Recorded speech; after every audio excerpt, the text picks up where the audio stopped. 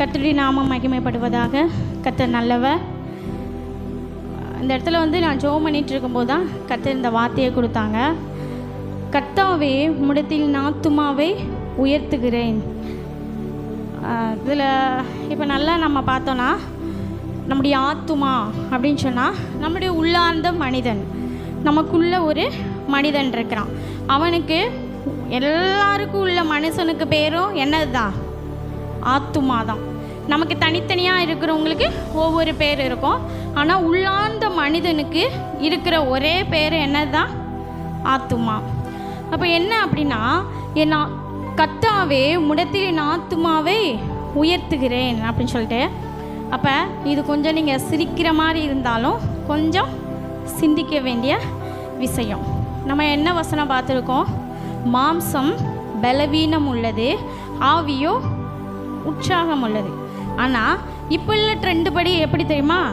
மாம்சம் உற்சாகம் உள்ளது, ஆவியோ, புரியுதா? மாம்சம் உற்சாகமாக இருக்குது. உண்மைக்குங்க எல்லாருக்குமே மாம்சம் எப்படி இருக்குது? உற்சாகமாக இருக்குது. ஆவி எப்படி இருக்குது? சோர்ந்து போயிருக்கு. வசன பிரகாரம் வேற, இப்போ இருக்கிறது வேற. ஏன்னா மாம்சம் வந்து காலையில் நம்மளுடைய சரீரத்துலேயும் நம்ம ஒரு கிளாக் வந்து என்ன செஞ்சிட்டோம்? ஃபிக்ஸ் பண்ணிட்டோம். காலையில் 5 மணிக்கு எழுந்திக்கணும், என்னோடய வேலையை பார்க்கணும், நான் 8 மணிக்கு வேலைக்கு போகணும், திரும்ப 1 மணிக்கு எனக்கு சாப்பாடு, திரும்ப 5 மணிக்கு நான் வரணும், 5 மணிலேருந்து என்னுடைய வேலையை பார்க்கணும், ரிட்டன். அப்படியே மறுநாள் மறுநாள் மறுநாள் ஃபுல்லாக எல்லாமே அப்படியே ரொட்டேட்டாக என்ன செஞ்சிட்டே இருக்குது? போயிட்டே இருக்குது. ஆவிக்கு சொல்லுங்கள், ஆவிக்கு நம்ம ஒரு கிளாக் ஃபிக்ஸ் பண்ணியிருக்கோமா? ஒரு நாளைக்கு அந்த கிளாக் ஒர்க் ஆகும், ஒரு நாளைக்கு அந்த கிளாக் என்ன செஞ்சிடும்? ரிப்பேர் ஆயிரும், இல்லை ஆஃப் பண்ணப்படும். அல்லேலூயா. உண்மையா இல்லையா? பக்கத்தில் பார்த்து சொல்லுங்கள், உண்மையா இல்லையா? உண்மைதான்.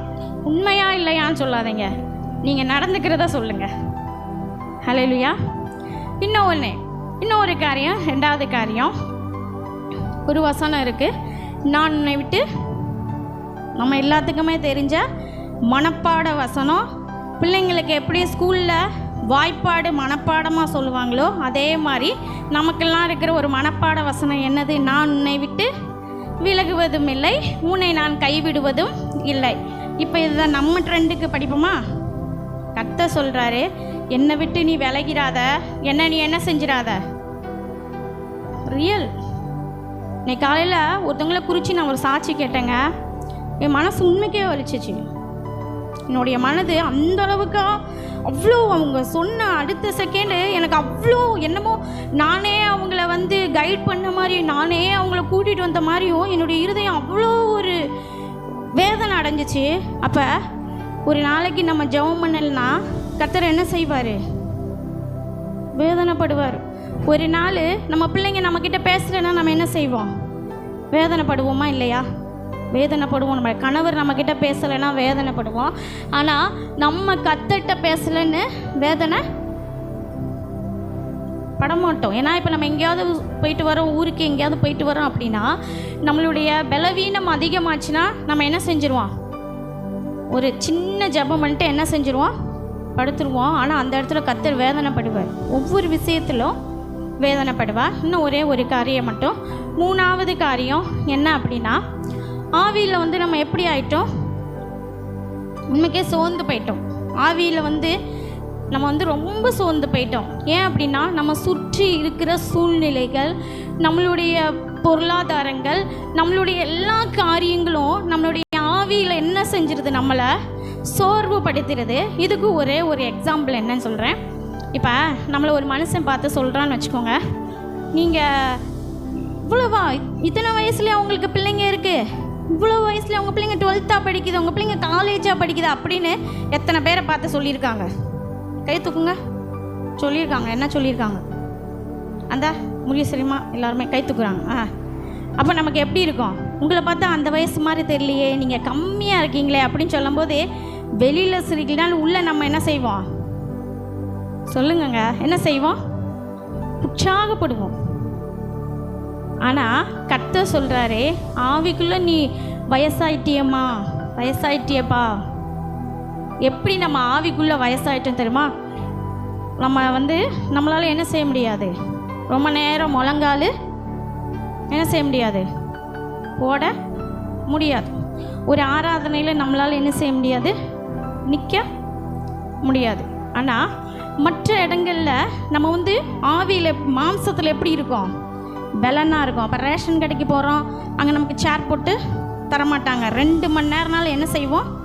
அப்போ நம்ம என்ன செஞ்சிட்டோம்? பக்கத்தில் பார்த்து சொல்லுங்கள். என்னால் முழங்கால் போட முடியலனா, என்னால் ஒர்ஷிப்பில் நிற்க முடியலனா, என்னால் 1 மணி நேரம் பொருத்தனை பண்ணி ஜெபிக்க முடியலனா, நான் ஆவியில் வயசாயிட்டேன்.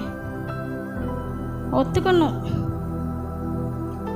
இனிமேவும் அவங்கவுங்களே நினச்சிக்கோங்க. நான் உங்களை முழங்கால் போட வைக்கிறதுக்கு ஒரு ட்ரிக்குன்னு கூட நான் இதை வச்சுக்கிறேன்.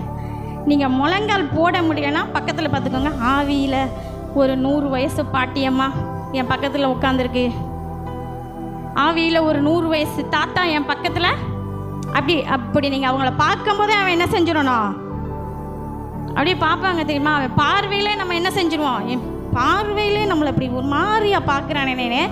உங்கள் பக்கத்தில் இருக்கிறவங்கள முழங்கால் போட வைக்கணும்னா அவங்களுக்கு நீங்கள் எப்படி பார்த்தா போதும்? ஐயோ பாவம் பாட்டி, ஆவியில் பாட்டி என் பக்கத்தில் உட்காந்துருக்கேன், இந்த பாட்டி கைத்தாங்கள உங்களை நீங்கள் எங்கிட்ட முழங்கால் போட்டுக்கீங்க. ஒரு தடவை கேட்டு பாருங்க, உங்கள் பக்கத்தில் இருக்கவங்க என்ன செய்வாங்க? முழங்கால் போடணுங்க. ஏன்னா அந்த கெஸ்தமனை தோட்டத்தில் கர்த்தர் என்ன செய்ய போகிறாரு?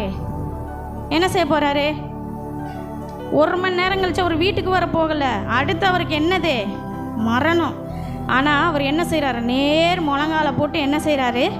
கர்த்தரை நோக்கி விண்ணப்பம் பண்ணுகிறார். அதனால் தயவுசெய்து ஆவியில் உற்சாகமாகவும், மாம்சத்தில் நீங்கள் எவ்வளோ பலவீனமாக இருந்தாலும் கர்த்தருக்கு பெருசே கிடையாது. ஆவி எப்படி ஆயிடணும்? உற்சாகமாக மாறிடணும். கர்த்தருடைய நாமம் மகிமைப்படுவதாக. ஆமென்.